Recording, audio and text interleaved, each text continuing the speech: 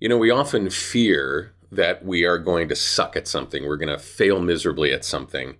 And I just got finished with a session being a guest on a podcast where we talked about the opposite of that, the fear of it actually working. And sometimes that can be bigger than the fear of failure. Let's talk about that in this episode of the VO Heroes podcast.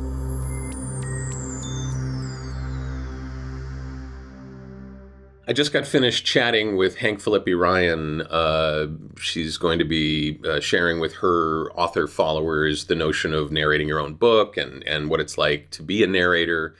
And we were talking about the biggest fears that not only authors, but also voice talent, actors have when it comes to doing this kind of work, doing any kind of creative work. And high on that list certainly is the fear of failure. And the fear of other things. But one thing that people forget sometimes is that deep down inside, we can have the fear of actually succeeding. We can have the fear of success, the fear of it working. Because what happens then? Well, first of all the things that we were afraid of before aren't true. Well, what does that mean about my level of judgment, my ability to judge things? Oh, it worked? And then you have all these new responsibilities. It worked. So what are you going to do next? What's going to happen next? How are you going to follow that up, right? How are you going to support this successful moment that you had? What am I going to do if I can actually do this work? I have no more excuses about not pursuing it, about not doing it, about not being good at it. And I love having to face that fear. I love thinking to myself, oh, well, I was worried about that, but I don't have to be worried about that. I don't have to have a fear of success.